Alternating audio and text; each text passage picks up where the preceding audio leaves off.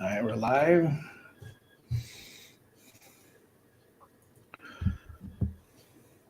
All right, everybody, welcome back. This is Devy Happy Hour, episode 29. We are the Popeye's Fried Chicken of Devy podcasts.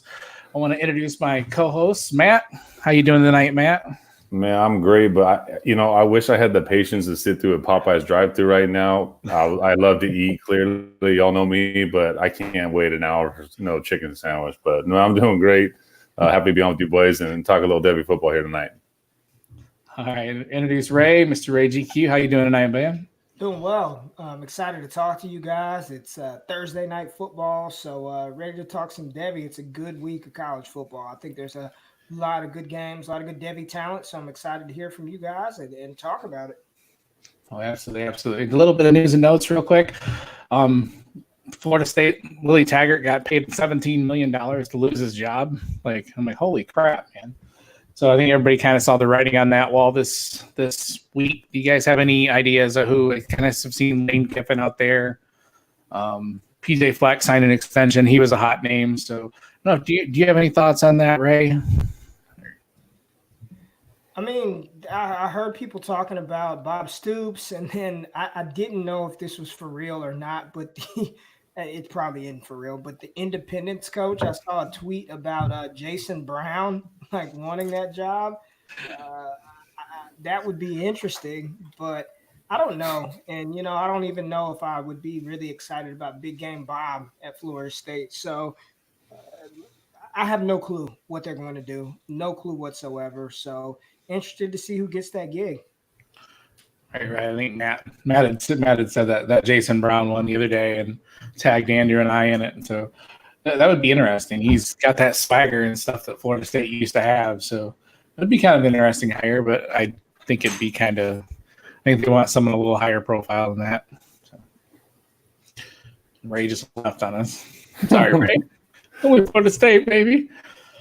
Then another big takeaway, another big piece of news is Tylan Wallace tearing his ACL last week, so he'll be missing the rest of the season. Probably through the combine process, he will most likely not be able to participate in the combine. So that's kind of a big thing, but at the same time, I don't think it'll hurt his draft stock a whole lot. So, yeah, it's kind of what I thought of Tylan. It just doesn't suck. It sucks. A lot of people think he will come back, so. But especially as loaded as this class is. So that's kind of where I'm leaning also. Is that what you think, Ray? Tylan will come back for his senior year? Or? Yeah, I think he will. I don't know if that's the best decision. Doesn't matter what I think personally, but, I think going into the season and based off of his play, he was a day 2 pick, probably a second-round pick, at the latest a third-round pick. And I think coming back next year, he's still going to be a second-round pick, at the latest a third-round pick. So why put that wear and tear on your body? Why risk re-injury? Why not just prepare and get ready for the life in the NFL? So I would say it'd be because the 2021 class is loaded, and I don't think he's a top 3 receiver in that class. So I'd like to see him come out, but, maybe that affects and impacts what Chuba Hubbard does if Tylan Wallace comes back. So we'll see. Yeah, so I was just about to say, is that what you think too, Matt? Pretty much the same thing.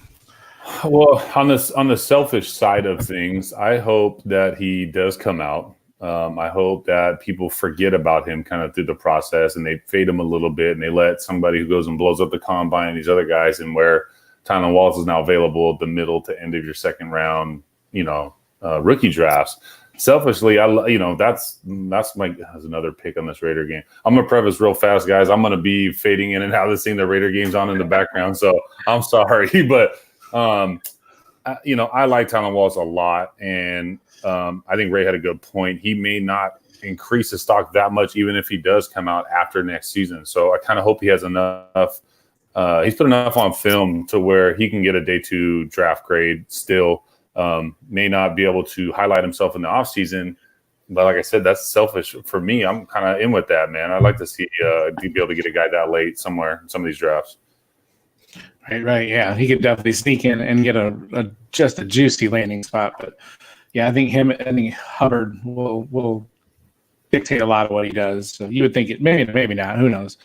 So, all right, we had some pretty good games last weekend. Not like giant, amazing games. We had the Georgia and Florida game was kind of the big one. And but real quick, I wanted to touch up base on the running backs. Travis Etienne, who's been one of my favorite players for several years now, had an amazing game. Nine rushes for 212 yards and 2 scores. It was against Wolford, but and then Ray talked about it on his Destination W this week about the explosive running backs this year and the big plays and stuff. So it's kind of nice to see Etienne, and he's actually has very quietly been doing this like all year, like these big, huge games and carrying the team when when Trevor Lawrence has been throwing picks. So are we possibly underrating Travis Etienne at this point? Like, is he like I had him firmly number 2 going into the season. So I don't know where you guys had him at the beginning of the season and where you have him now, Matt. Do you have anything on that? I had him at 3 preseason. I recently did my updates, but I don't remember if I moved him to 4 or not behind Chuba, which is definitely a possibility. People trying to discredit the Wofford thing. I don't care if he was doing that in a flag football tournament. 9 for 212 blows my mind. That is a high school football game with that kid who's just ridiculously good doing that stuff, and they pull him out at halftime. I had to read that when I looked at that stat line. I'm like, wait a minute, like pull that thing back up. I want to see what I just read. But man, super talented, super gifted, super fast. I really like Etienne. I'm very happy with the top end of this first round rookie drafts coming up because, even if I have him at 3 or 4 right now, if he lands in KC, if he lands in a spot like that, so I'll buy him at 101. That I won't argue somebody that wants to move him up there in that spot. But golly, dude, 9 for 212. I'm baffled. Right. Ray, did you want to? I brought the data up, but did you want to quickly recap it? Yeah. So real quick, and let me just because I was, and when I say lower on Etienne, he's never been outside of a tier 1 running back for me. But on the season and I call him kind of the big 6, and maybe Najee Harris, it's debatable if he's in that. But out of Jonathan Taylor, Travis Etienne, DeAndre Swift, Chuba Hubbard, Cam Akers, J.K. Dobbins, and Najee Harris, Cam Akers has the fewest amount of total touches out of all of those guys at 141. That's receptions and rushes. The highest amount of total touches is Chuba Hubbard at 246. So 105 more touches. Yet Travis Etienne has 51 total plays over 8 yards, which is tied for second with J.K. Dobbins and right behind Cam Akers. He also has 12 plays of over 21 yards, which is second to Chuba Hubbard, third to Chuba Hubbard and J.K. Dobbins. But both of those guys have more touches than Etienne. Both of those guys, it was crazy. Travis Etienne is only played he only has 3 fourth quarter touches on the season. 3 on the season. Like, he's not even playing in the third and fourth quarter. And like Matt said, I don't give a crap if he was doing it versus a JV team. 9 carries for 212. And I mean, he is explosive. And it's like, and you guys, I know you've seen it. It's like powerful. Like, when he's running, his legs are like digging into the ground. This dude is explosive. And I hate to keep saying this. But landing spot is going to be so crucial for these running backs. Like, we've got Swift at 1 now. You can have Taylor at 1, but depending on where some of these guys land, that's going to dictate where they're drafted at, and they're all talented. Right, I love it. And he's shown he's starting to catch the ball a little more. So that that's been one of the bigger questions and one of the reasons why a lot of people were knocking him down preseason. So another cat looked really good. I mean, another 223 yards for Chuba. I just had to mention it. I mean, the dude just keeps doing it every week. It was nice to see Kylan Hill just tear up Arkansas. 21 carries for 234 and 3. Another guy who has been kind of quieter this year. So it's from Ray's neck of the woods down there. Do you got anything on Kylan? What is your take? I really haven't heard you mention Kylan too much. So, Ray? I like him. I think he's a good back, and I haven't mentioned him a lot. For some reason, I think he is going to come back for his senior season. I think he's a talented running back. I would not have him over, I know a lot of people had him like top 6 or 7. I think I have him 8th right now. I still would take Najee Harris and Eno Benjamin over him. and that's after kind of the big six with J.K. Dobbins being there. But I think he's a talented back. Nothing that jumps off of the screen is great to me, but he's a solid running back. Just to chip in on there, man, I liked Kylan at the end of last year as somebody to really progress this year. And I've said before, he reminded me of John Kelly when he was at Tennessee, where he ran really hard and almost ran angry. But John Kelly's maybe greatest attribute was running angry. And I like John Kelly. And I was afraid that's what Kylan was doing. But I've actually seen some progression in his game from last season to this season. And he really got kind of outshadowed by Nick Fitzgerald last year, where I think Nick took like 100 more attempts than him on the ground. So Kylan's been able to step up, man. And I like the growth that I've seen. I'm very much with Ray, though. If I was advising him, I'd tell him to come back, because last year he got limited touch, looked good. This year he's actually getting kind of more of a feature role, one more year under his belt to be able to develop that kind of a complete run game. I think could really help him and serve him well. Oh, yeah, he's probably like the 8th or 9th back in this class, and next year he could be 2nd or 3rd. I mean, it's that he's got that kind of potential there. So all my other notes are actually on quarterbacks. There were some impressive quarterback performances. Jake Fromm actually looked pretty damn good against Florida. I was surprised. His normal efficient line, 20 for 30, 279 and 2 touchdowns. Florida's defense isn't quite as good as they were touted to be this year, but it was still, he looked pretty darn good in that and impressed me quite a bit. And same with Jacob Eason as well. This was one of his bigger defensive tests, and that was always been the knock on him, that he hasn't played any defenses yet. And he ripped up Utah pretty good for 316 yards and 4 scores. So Jacob Eason looked a heck of a lot better. I don't know if you guys got anything on those two guys. Or Yeah, Eason, for me, I think I was tweeting during the game, and at first I'm like, there was a couple of plays where I'm like, oh my gosh, this guy is really setting the table, man. And then all of a sudden it was like back-to-back drives with these boneheaded plays where he's just staring down his first look, to the point where he never even looks off him, throws it to him, and is getting balls picked or batted or whatever. And I'm like, man, you got to be better than that. So, not an end all be all, but he's got to fix that kind of stuff. And especially now, like, be working on that now, 100%. Like, that can't be something you need to go fix in the NFL. So he needs to learn how to go through his progressions, or even just looking guys off or whatever, the simple ones. But he wasn't doing a good job of that. His stats were still there. He had some plays where he just looked fantastic and really capable. But then he was doing some stuff and you're like, what are you doing, man? You got to be better than that. So I mean, I like it. I think he's building a case for himself, but there's stuff that he's got to clean up for sure. But they all do, right? Right. And he still doesn't even have like a full season in college under his belt. So it's, one of those things that I think we're seeing that with Trubisky now, that Trubisky came in, with one pretty darn good looking year. And look at how he's doing now. So I think you can see a similar career arc if Eason's put in a situation where he has to play and be the man right away. I think he'd run into a lot of the same issues. So, and then another huge game. I'll let Ray talk more about this one, because he talked about it in Destination Devy the other day with SMU. Their offense. I think Memphis did end up winning, right? Yeah. They won. Yeah. I couldn't keep track of it because it was like 70-63 or something. No, it wasn't that bad, but it was a lot of fun to watch, man. But I was super, super impressed with Crochet, and I don't know how you say their quarterback's name. I guess Buchel, Buchel, yeah. But I was really super impressed with Crochet, and then I was like super happy that you talked about it Monday on your show. So tell our listeners what you like about that, especially Crochet.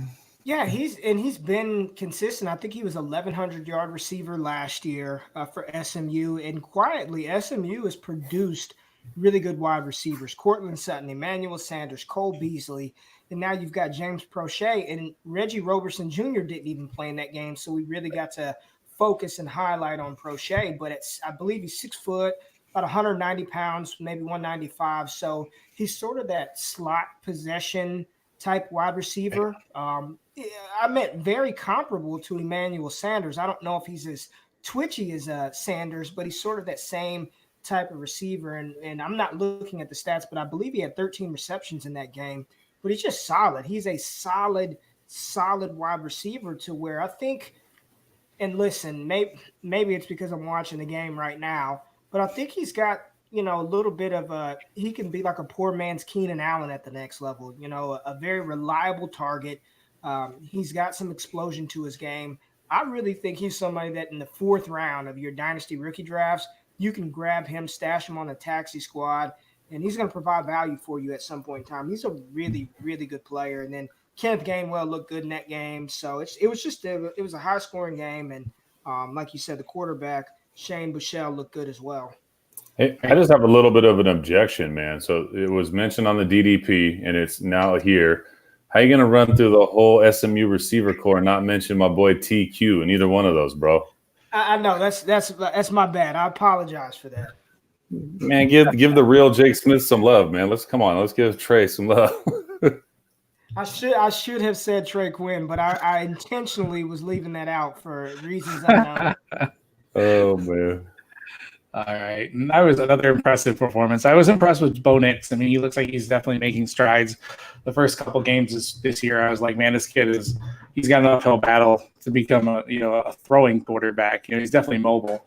But he ended up having 330 for 44 and 340 the other day. I didn't write down the notes who they played even. But I kind of was watching through some of the highlights and like a quick recap of it. And he looks like he's getting better and getting more comfortable. And I have to mention Andrew's boy, Mason Fine, ended up throwing 7 touchdowns against UTEP. I know it's just UTEP, but Mason Fine that's what he was doing all last year. So it's good to see him kind of take a step back up into the realms. And some people have him, as high as 5th and 6th for the quarterbacks coming out next year. And yeah, I don't see that, but he's definitely a fun guy to watch. So still trying to figure out how we did it with T-Rex arms, though, man. What is he doing? All right, guys, we're gonna dive right into Week 11 here. We'll start with the South this week because this is where the game of the week is, the game of the year probably, especially as far as a regular season game. I mean, these guys have a good shot of possibly meeting up again in the finals or in the BCS championship rate. Although if they get it right now they got Penn State at 4, which I thought was kind of crazy. I kind of mentioned that. I wanted to mention that to you guys. What do you guys think of the BCS committee putting Penn State at 4? I was like shocked. So shocked. Yeah, I don't know, man. I mean, we'll see. We still got a few games to play, but yeah. Penn State still got to get through Ohio State. So yeah, right? I think that was part. I felt like that's part of the reasoning why they did that. It's like, let's put them at 4, knowing that they'll probably lose. I don't know. I know Clemson hadn't looked that good, but I don't believe they deserve to be 5th. But no, yeah, it's kind of a slap in the face to them, right? Definitely. Yeah. I was totally shocked. Like I couldn't believe it. I'm like, oh, okay, whatever. So anyways, that was kind of strange. So we'll start with the South and we'll start with the game of the week. Ray, do you want to lead us off? I mean, we can all just jump in here, but I mean, it's, when Dwight put it on the show sheet as the national game of the week on my section, I was like, I was thinking of other teams to put in there, and it's like, no, this is it. This is the game of the week. And I'm going to take it from a different angle. And I'll just say, I'm really intrigued to see what Joe Burrow does. Like, it's really, for me, that's what I'm going to be focusing on more than anything, is how he looks versus Alabama in Tuscaloosa. There are some people who have him as the Superflex 101, the quarterback 1 in Dynasty in the 2020 class, the number 1 pick in the NFL draft. Let's see how he does. I mean, he was sort of in that Auburn game. I mean, I know they won it, but they played well against him defensively. So I don't believe Alabama's defense is, what they were in the past, but it's still a very good defense in a hostile environment. So just watching Burrow manipulate that defense and go through his progressions and reads, I think this is going to be huge for him. And I really believe that this is a bigger game for Burrow than it would be for Tua, because I don't think anybody expects Tua to be 100%. We all kind of know what Tua does. And even if he doesn't win it, I don't think a loss hurts Tua, or a bad outing hurts Tua as much as it would hurt Joe Burrow. So interested to see what you guys think. And I didn't even dive into any of the prospects, but that is a storyline that I'm intrigued by. Yeah. I'm with that. I think that's a good take. I didn't really think of it like that. Tua's got such a spotlight, but I mean, the whole all college fantasy football fans and guys looking at the draft, everybody's like, who's Joe Burrow? Like my neighbor's texting me, who's Joe Burrow and what's going on with this kid? And is this kid the 101? And I mean, he really has a chance to become a real household, a real staple in this, a real option for 101, and you're right. I guess I didn't think about like this. If Tua underperforms, he's still Tua. He still has the backlog. He still has everything that he's done for the past 2 seasons. I'm praying that Tua is like wakes up Saturday feeling terrific, and we can get a good showing and a good, 100% from both sides. Like I want this to even be a showdown. And you're right. It isn't the defensive juggernaut game that we would be used to maybe a couple years ago. But golly, who would have think that quarterback battle between LSU and Alabama would be the main storyline in this? Right. And I totally agree. I hadn't even thought of it that way before either. I actually have an article dropping about this game and all the prospects in it on DLF tomorrow, and I kind of go deep. Like the second part of the game that I'm really looking forward to is this. We all know that this game's got like 6 or 7 amazing wide receivers in it. These guys are all going up against 4 guys that are going to be playing corner in the NFL. So, and there's all these little games in the game. The LSU guys, you got Justin Jefferson, Jamar Chase, and Terrace Marshall going up against. I'm drawing a blank here. I haven't wrote down Trayvon Diggs, who's probably going to go really early in the round next year, and then Patrick Surtain, who's got the name and the pedigree and has been playing better. And then, of course, Ray's mentioned it before, and you got the freshman Derek Stingley and Christian Fulton for LSU, who are both just stupid good cornerbacks. And they're going up against Henry Ruggs and Jerry Jeudy and Devontae Smith, and these cornerbacks, and the cornerback on wide receivers is what I'm going to be watching closer. And then also obviously the Burrow and Tua. And I think it would take Tua it would take a lot for him not to play Saturday. Like I fully expect him to play, because I just maybe selfishly because I want to see that good of a game. I think Mac Jones has been playing admirably, but I would not like to see him against LSU. So, and it's kind of what I had thought. You guys got anything else to add? I mean, there's running backs, there's linebackers. This game has it all, man. Like it's amazing.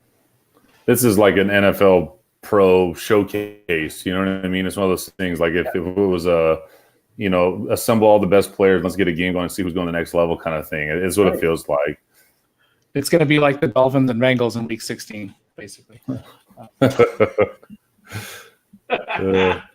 Actually, probably a better game. But anyway, more talent on the field.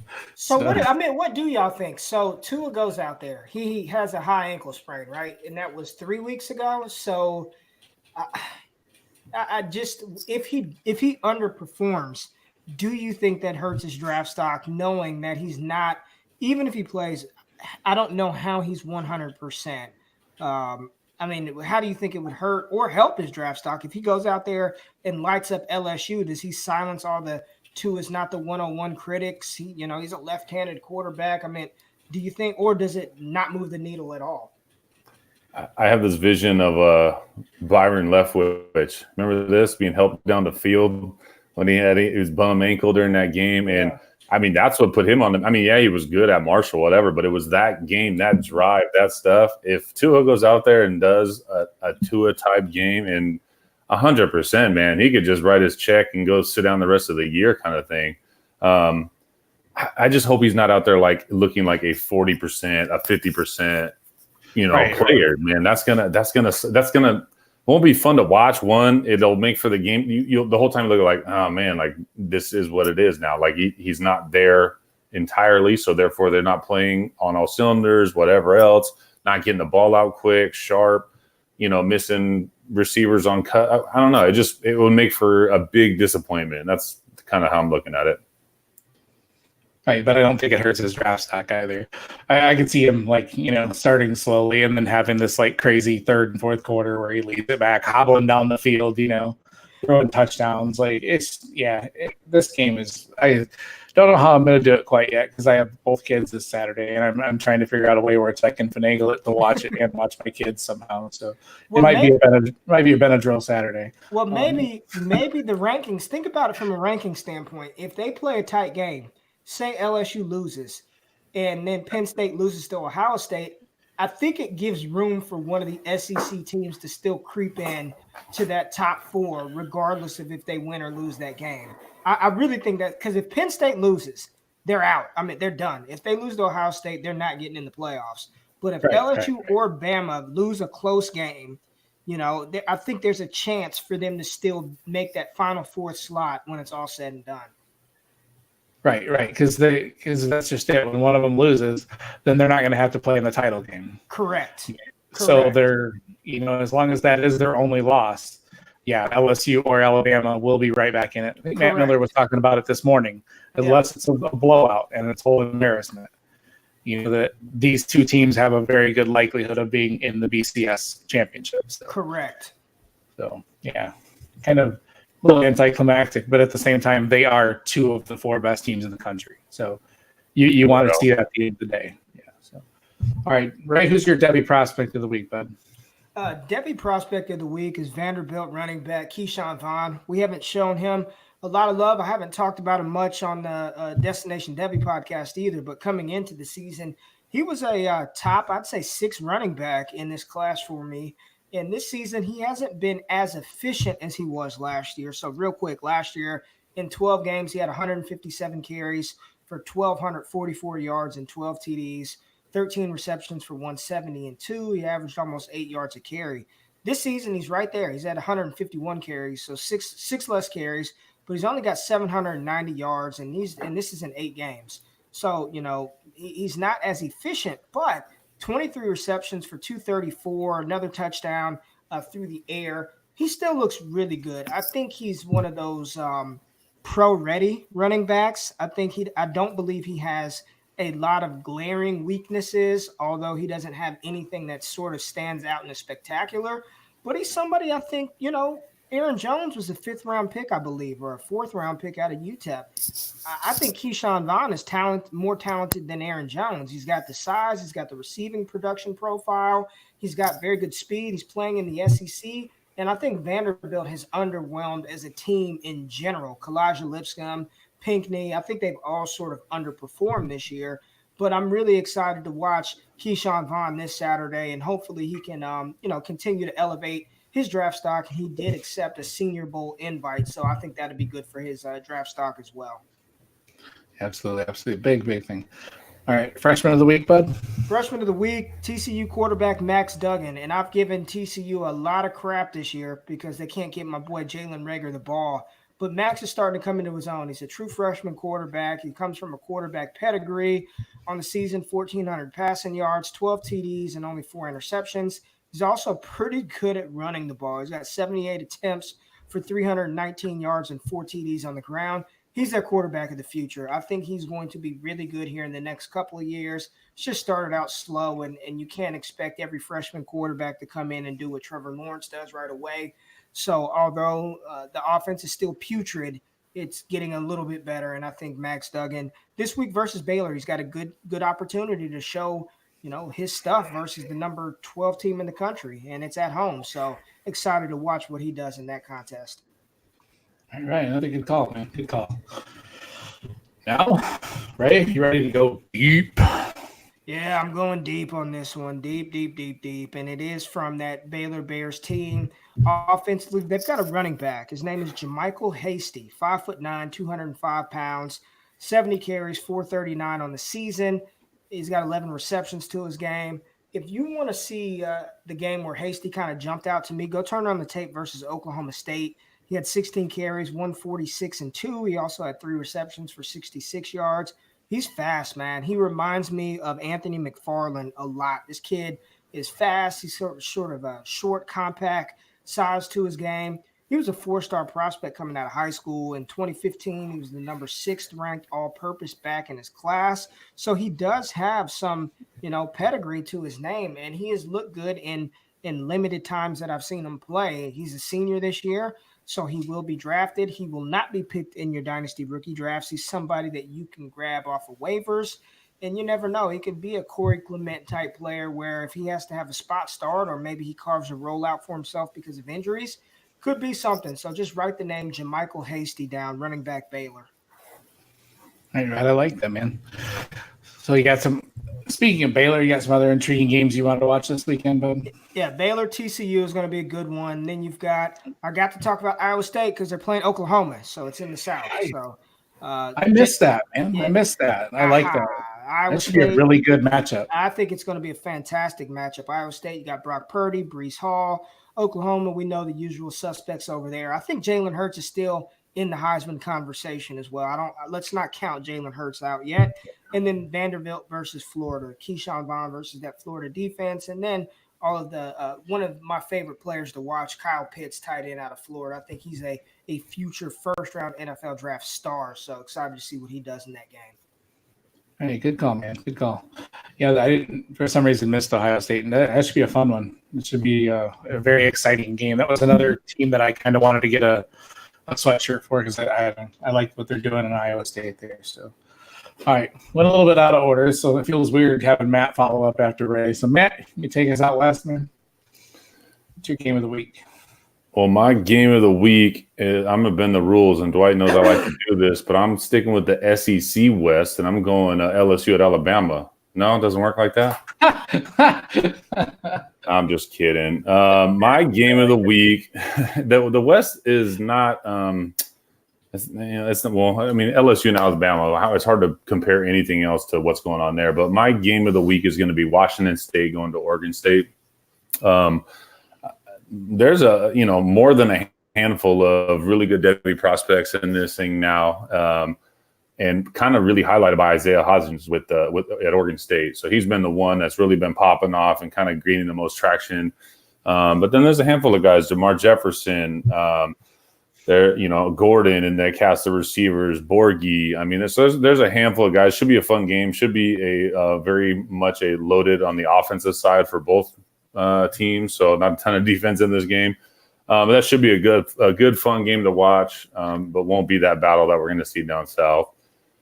My Devy prospect of the week, kind of taking Dwight's job there, but I'm going with Brandon Ayuk, the senior receiver from Arizona State. So he, just like we were talking about Keyshawn Vaughn, he was also invited to the Senior Bowl, and you guys see it when these guys get the Senior Bowl, get that week of media, they're interviewing with teams, they're making names for themselves. Brandon Ayuk hasn't really been at the top of anyone's list anytime as of late, but he could easily gain some traction, man. The guy's really good.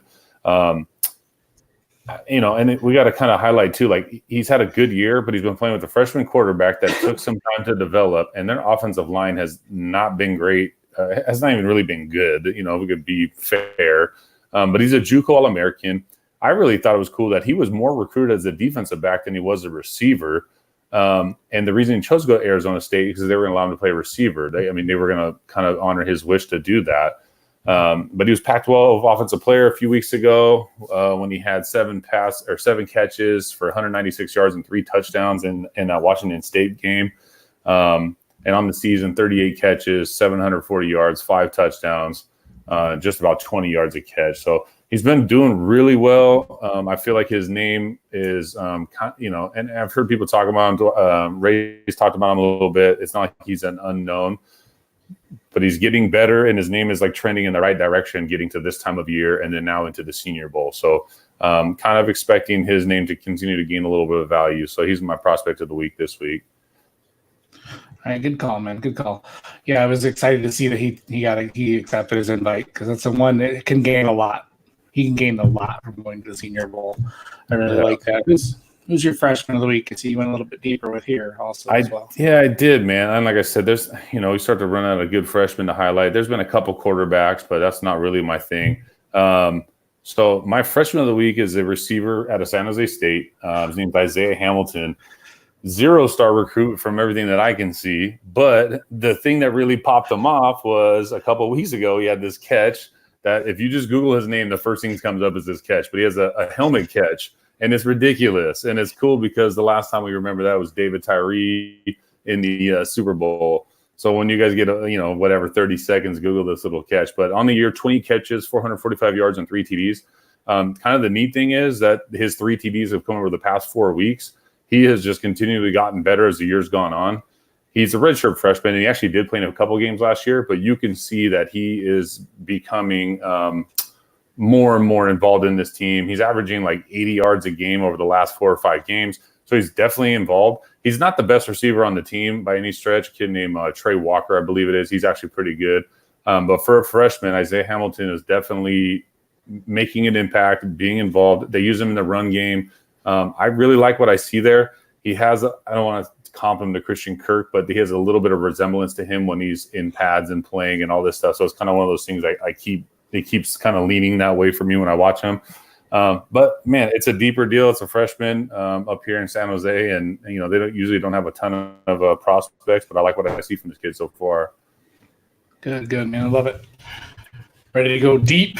I heard this guy's a diva, though. So, yeah. See, I'm saying he's not a diva, and I've tried to find out, but Kobe Smith is a receiver down in San Diego State. He's a sophomore, true sophomore. 41 catches, 514 yards, and 4 TDs on the year. And he's leading the team by like the next closest receiver has like 200-something yards. 6'1", 190.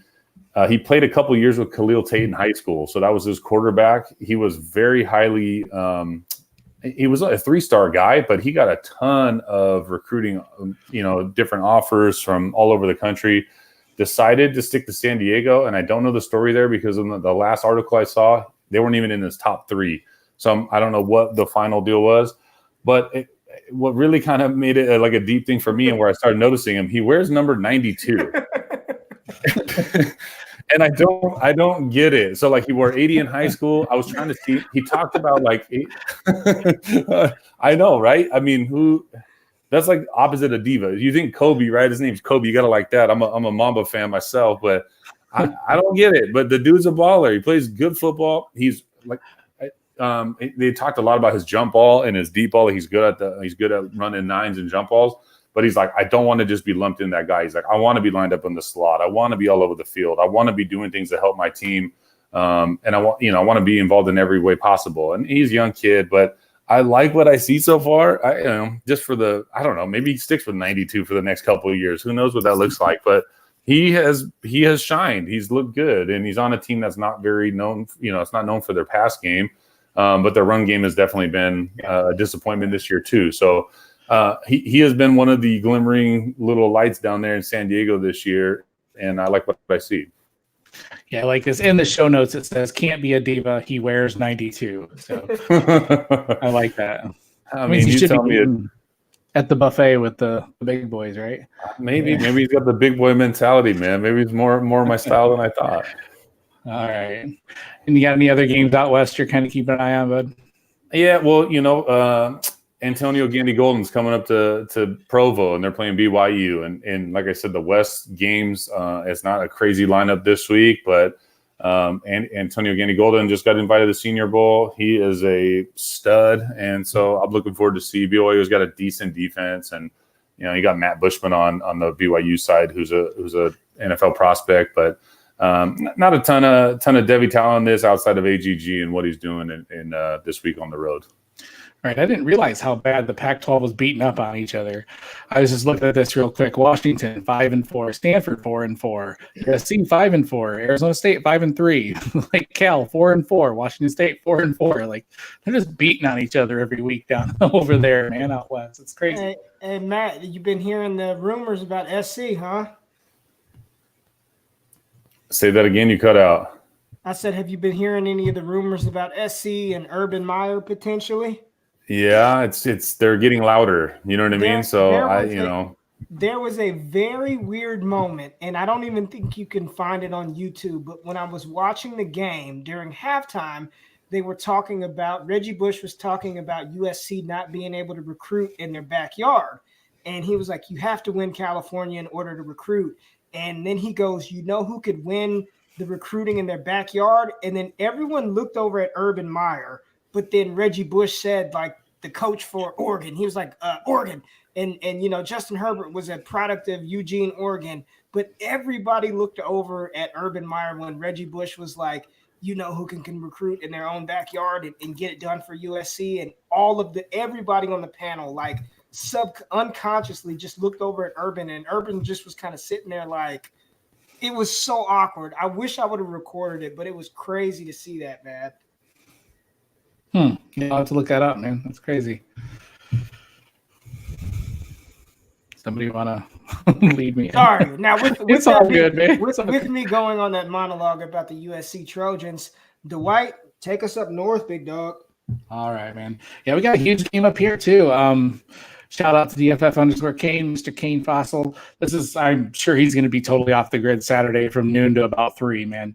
So Penn State goes up there, up to Minnesota and plays Minnesota. It's just a huge game for Minnesota. I would think probably the biggest game they've had in quite some time, because they are leading I can't remember what they call their division anymore. I know it's not the one that Ohio State, Michigan's in. I don't know their names. I don't know why I don't call them East and West, but regardless, so it's a huge game for Minnesota and Penn State as well. After this, Penn State, just got the 4th ranking. So you got tons of Devy prospects in here. All the young running backs for Penn State, the KJ Hamler, Pat Fryermouth, their tight end, has been playing really good this year, kind of leading the way. And then on defense, they got Yetir Gross-Matos. So check this cat out too while you're up there. And then obviously Minnesota's got, the Rashad Bateman, Tyler Johnson, Rodney Smith. They've got a lot of really good cats up there too. So it should be a fun game to watch. It should be. Minnesota started off a little slow, and they've been blowing people out the last couple of weeks. So it should be. They seem to be really hitting their stride, and they just, like I mentioned earlier, PJ Fleck got the huge contract extension. This team is going to be fired up. Maybe ski you ma. Is that what they say up there? I think that's how it's said. I'm not sure, but yeah, I guess. So. Loving that. I will be definitely pulling for Minnesota for that game, man. That should be a fun one. Sorry. My Devy prospect of the week. All right, I'm going to have a little bit of fun of this one. Ever since Ray Griffin's been hurt, Darnell Jefferson, the freshman, has been absolutely balling out for the Eastern State Timberwolves. Man, no, I'm just kidding. Anyway. Does anybody get it? Anybody get the reference? Anyway. I'm with you. All right, I was watching the program the other day, so just checking if anybody got the reference. All right. So earlier on in the season, I had actually mentioned J.K. Dobbins, and I've been more and more impressed with this kid every single week I watch. He looks way better than he did his freshman year. His stats right now are very close to his freshman year, and he's still got 4 games left.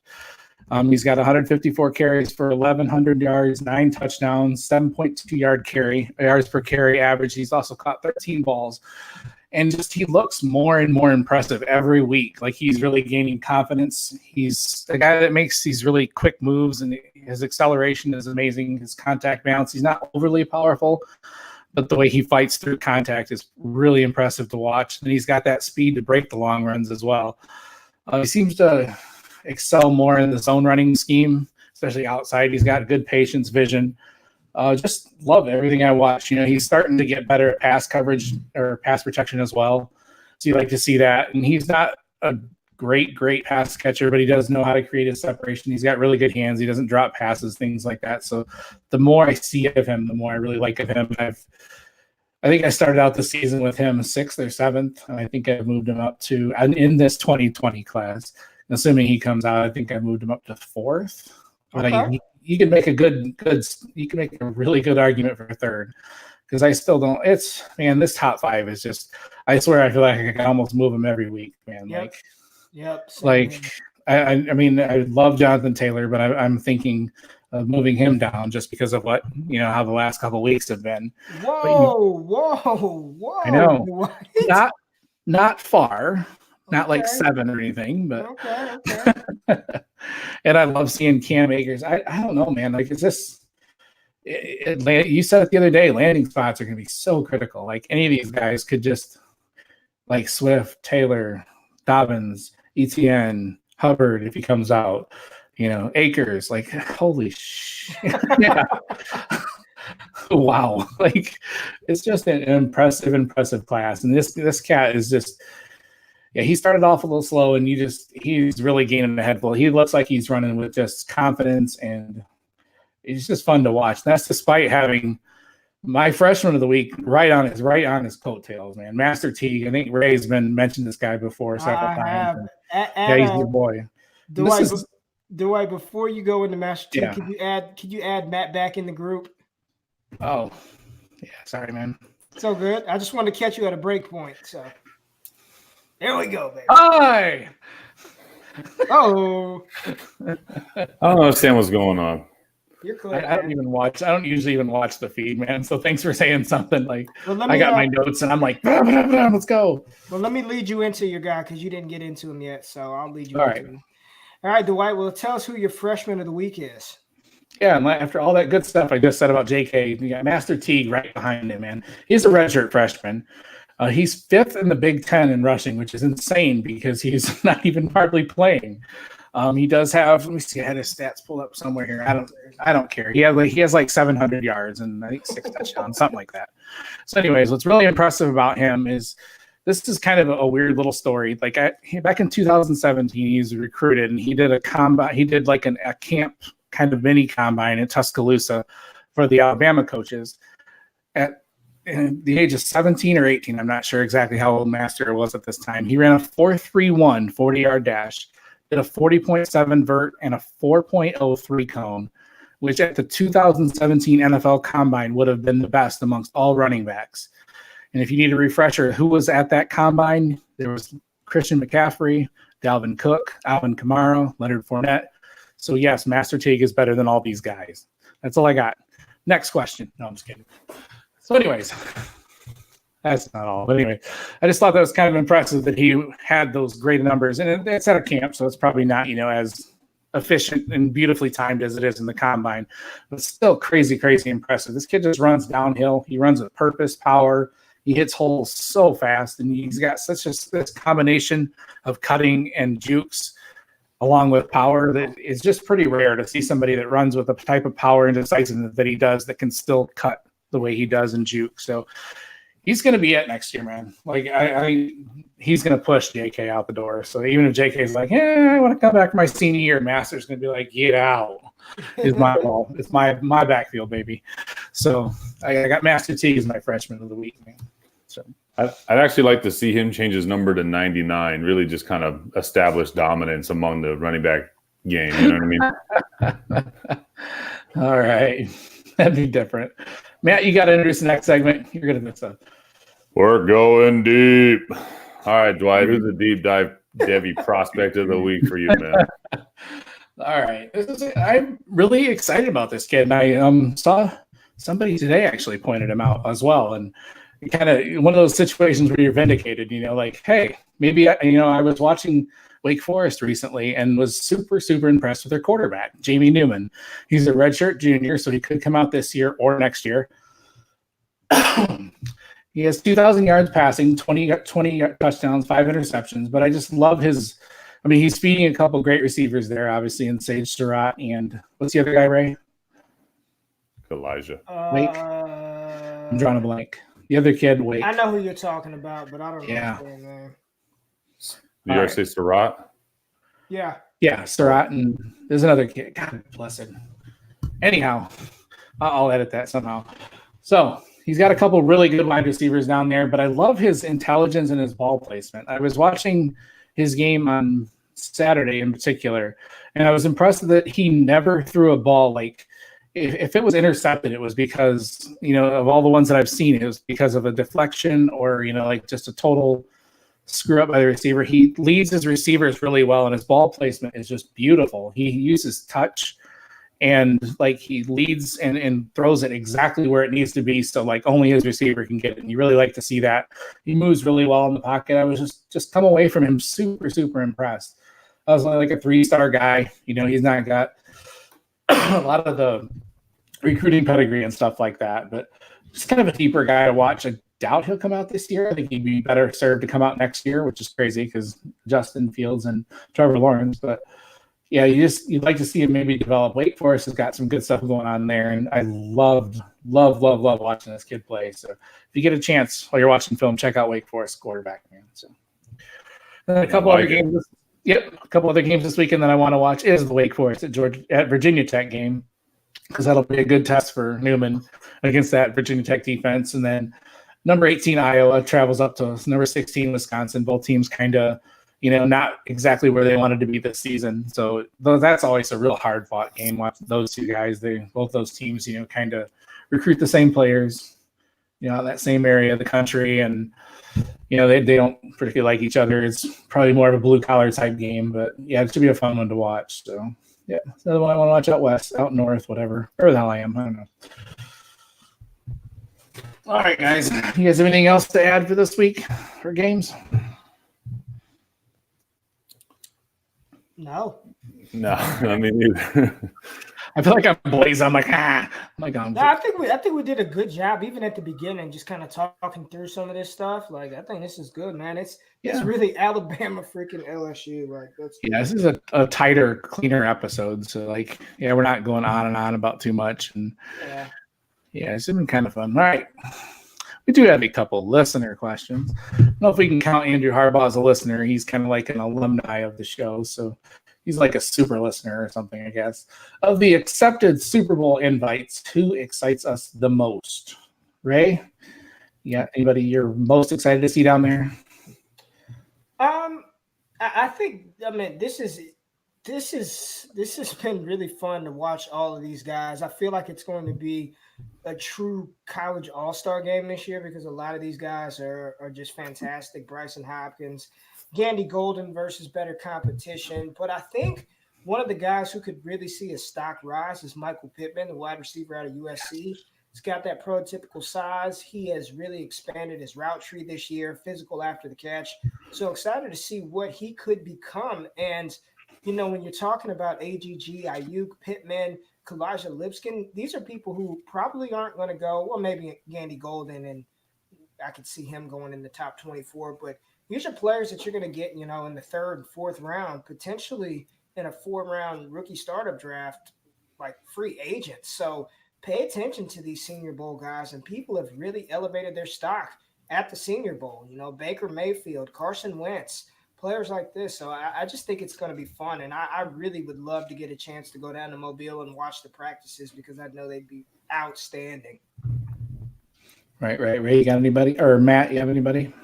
Yeah, no, I do, and I don't want to discredit the fact that Andrew Harbaugh is probably our number one fan, man. So give a shout out to him. I can almost echo what Ray said. I think it's AGG for me first, but Michael Pittman second. I think Michael Pittman's kind of been like a forgotten guy, and he generally doesn't even get hardly mentioned on his own team as like the top receiver down there. So SEC has pumped out a lot of good receiver. Did I say SEC? USC pumps out a lot of good receivers over the years, man. And they've, even think back to, Nelson Aguilar. Remember, he went in the first round. But I like Pittman a lot. I like Antonio Gandy Golden a lot. I like to see Gandy Golden kind of get up there with some, bigger name schools and defenders and kind of do his thing. So I like, that's probably the main one I want to see. Right, yeah, Pittman was the one that really stood out to me. But then the whole Vanderbilt trio, because they've kind of all taken a hit this year. But Pittman was one that I don't know why he's not mentioned more. He's having a hell of a season out there despite, the rotating quarterbacks, and so I really, really like what I see on tape from him. He's a guy I really, really want to watch a lot closer. So Pittman and then AGG also, because he's always the biggest question on him is always, what about the talent? He doesn't face any talent. Well, I want to see him play some talent. Let's get him up here and see him burn some cornerbacks, and he's for real. So yeah, I really like that one too. So. All right, T. Conrad at Iron City 87 asked if you could pick a landing spot within reason for the top prospects, where would you like them to land for max fantasy scoring? I, for some reason, didn't make any notes on this one, but Matt, you got some answers here I really like.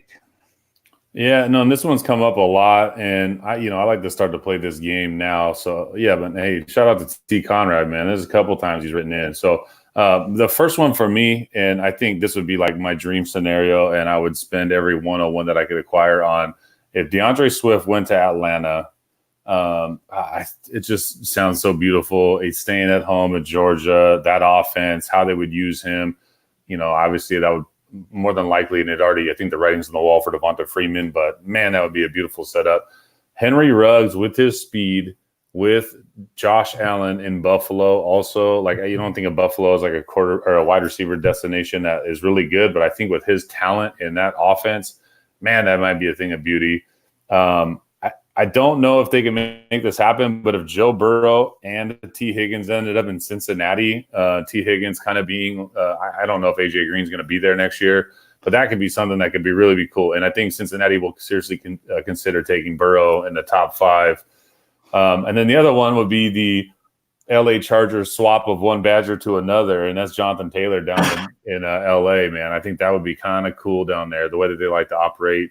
They keep Eckler. He could be their main receiving weapon, but they'll use Jonathan Taylor enough. So those are some of like the fantasy ones that just jumped to my mind immediately without even have to think about it. But Swift in Atlanta is like my dream scenario, man. So I don't know if that happens, y'all better watch out. I'll be sending 1 million offers out in all my leagues for the 101. Yeah, him or I think even ETN Atlanta would be a lot of fun. Ray, did you have any that popped out at you, man? Yeah, I think any and the low-hanging fruit here is any one of the top running backs to Kansas City, right? If any one of those, I don't care, Akers, ETN, Swift, Taylor, whoever lands in Kansas City, probably going to be the 101, even if they're a second-round pick. That I would love to see that. I really would like to see one of the top wide receivers, whether that be Jerry Jeudy, Laviska Shenault, Jalen Reagor, end up in New York, the Giants, with Daniel Jones, Saquon Barkley, and Evan Ingram. I think that'd be an outstanding landing spot for one of those wide receivers. They need a alpha wide receiver, so I would love to see that. And then for me, one of the landing spots that I just think would be perfect for this new age NFL, for the way that they run their offense, is Jalen Hurts to the Carolina Panthers. If that happens, you put it's just replace Cam Newton with Jalen Hurts. And I'd venture to say, coming out of college, Hurts is probably a little more accurate. Cam Newton was never the most accurate passer there was, right? But you get Jalen Hurts in that offense with Christian McCaffrey. I know the ghost of Ian Thomas, hopefully he'll come back, with DJ Moore, with Curtis Samuel. You get him some more weapons. And that rushing it, that would be awesome. That would be fun for fantasy. It'd be entertaining for the real NFL. I would love to see Jalen Hurts, and they could do it, and he doesn't even have to start right away. Let Kyle Allen play, next year, and then maybe midway through next season, Jalen Hurts takes over. I'd love to see that landing spot. That is super, super interesting. That is cool. I didn't really think about that. Yeah, I keep seeing Jerry Jeudy mocked to the Jets at 4, which I kind of like, but it may not be as juicy fantasy-wise. I'm not good at these types of exercises. I'm not going to lie. I absolutely suck at these things. So, yeah, and I hope Burrow and Higgins end up in Cincinnati because I'm a Bengals fan, but at the same time, I don't want them to ruin them. So, so I've seen it too many times. So anyways, and our last question was DFF_Shane. We got to give him a shout out. He said he never gets a shout out on podcasts. Shane Manila, I got to meet him in Canton, Ohio this year. Super great guy, man. Just absolutely, just so much fun to be around. Just a great like sense of humor and stuff. So yeah, if you ever get a chance, hopefully you guys run across him at something. He asked if we can get some T. Higgins discussion. He recently traded Kenny Galladay for T. Higgins and A.J. Brown. He's wondering kind of a little bit more about T. Higgins. So Ray said yes, definitely. So Ray, what you got on T? I'm a T. Higgins fan. I know that he sort of has gone, and I don't even want to say under the radar, but coming into the season, some people were like, oh, he's the second best receiver on his team. And while I think Justin Ross is very talented, T. Higgins is, I think he's pro ready. I think he's a pro-ready wide receiver. The prototypical size is 6'4", 205, 210. He's a very good route runner. His contested catch ability, the way he creates separation, I think he is a pro-ready, and he steps in day one. And depending on where he lands, he could be the number one option, or at least worst case scenario, a wide receiver 2 for an NFL franchise, and therefore having significant fantasy value. But every NFL mock draft that I see, T. Higgins is going like in the top 20. So I'm a big fan of Clemson wide receiver T. Higgins. I like him a lot. Right. Good call, man. Do you have anything on him, Matt? Yeah, well, and double shout out to Shane, man. He doesn't get enough shout out. Shane's an excellent listen. He's fun to listen on the podcast. And so T. Higgins, I'm a big fan of. I also really, really like. So on this thing, I don't know if we read it all the way or I wasn't listening because the Raider game's on, but he traded Galladay for Higgins and AJ Brown. AJ Brown is a very good football player. AJ Brown will 100% have a new quarterback next year, I think. And that is a huge win. I know a lot of the conversations were if Mariota plays really good, then A.J. Brown benefits. If Mariota plays really bad, then he's going to be gone and they'll bring in somebody else, and A.J. Brown will hopefully benefit. So I like the trade, especially probably rebuild move. I'm also not the biggest Kenny G fan in the world. I think everyone's looking at him like he's a second-year receiver, 24-year-old guy or 23-year-old guy, but he's 26, I believe now. Yeah, I mean, I don't know, not old, but he's not this, he's not one of these kids. So it's, on the other side, not to get too far off the rails here, but give me Marvin Jones for like a third of the price of Kenny Galladay right now anyways. But I like the trade, Shane. Ray touched enough about Higgins, man. He will more than likely get a first-round draft grade. If he ends up in a good spot, dude, you can get better value from him, or you might get more production from him, in the coming years than you would from Galladay, and then you add on AJ Brown. I like that.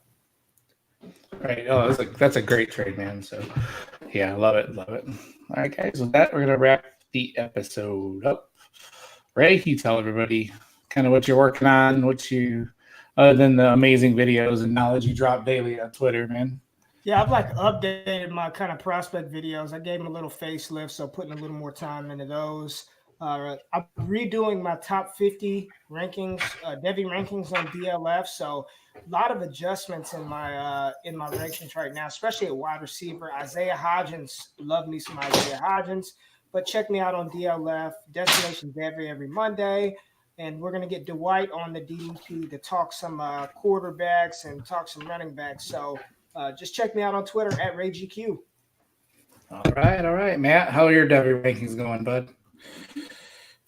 I did some updating, but I should probably memorize or at least kind of have in my back pocket what I was doing there. But I did shuffle some folks around. I moved Chuba up for sure. There's a couple cats I fell down a little bit.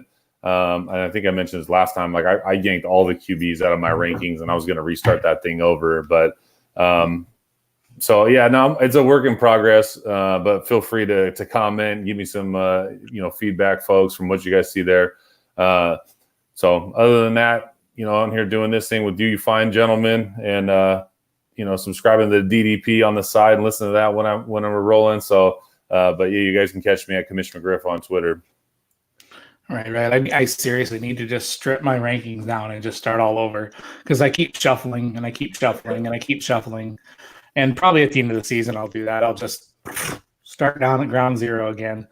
But yeah, you can find my work on DLF and on here, obviously, and Twitter on the Twitterverse. I am FF People's Champ.